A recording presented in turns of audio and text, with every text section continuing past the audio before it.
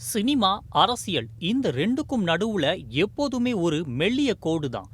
ஆனா, இப்போ அந்த கோடே பத்தி எரியிற மாதிரி ஒரு சம்பவம் நடந்திருக்கு.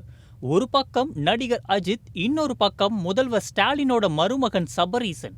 இவங்க 2 பேரும் சந்தித்த ஒரு போட்டோ இப்போ சோஷியல் மீடியாவையே சூடாக்கி இருக்கு. ஆனா, இந்த நெருப்புல பெட்ரோல் ஊத்துன மாதிரி திமுக பிரமுகர் சிவாஜி கிருஷ்ணமூர்த்தி போட்ட ஒரு கமெண்ட் தான் இப்போ மொத்த பஞ்சாயத்துக்கும் காரணமாக இருக்கு. முதல்ல என்ன நடந்துச்சு அப்படின்றத பார்த்துடலாம். நடிகர் அஜித்குமார் இப்போ சினிமாவுக்கு சின்ன பிரேக் விட்டுட்டு மலேசியாவுல கார் ரேஸ்ல கலந்துக்கிட்டு இருக்கிறாரு. அவரை பார்க்க சிம்பு, ஸ்ரீலீலான்னு பல சினிமா பிரபலங்கள் போனாங்க. ஆனா யாருமே எதிர்பார்க்காத ஒரு என்ட்ரி மாப்பிள்ளை சார்னு அழைக்கப்படுற முதல்வர் ஸ்டாலினின் மருமகன் சபரீசன். அவரும் மலேசியாவுக்கு போய் அஜித் மாதிரி ரெட் கலர் ஜெர்சி போட்டு அவரோட நின்னு போட்டோ எடுத்து ஆதரவை தெரிவிச்சிருக்கிறார். இந்த போட்டோ வெளியானதுதான் தாமதம். சோஷியல் மீடியாவுல ஒரே கலேபரம்.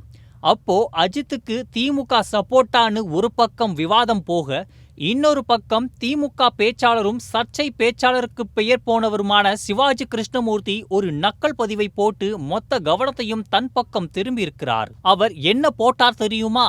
அந்த போட்டோவை ஷேர் பண்ணி அஜித்குமாருடன் மாப்பிள்ளை சார் சபரீசனா சூடு வச்ச மாதிரி ஒரு கூட்டமே கதருமே அப்படின்னு பதிவிட்டு இருக்கிறாரு.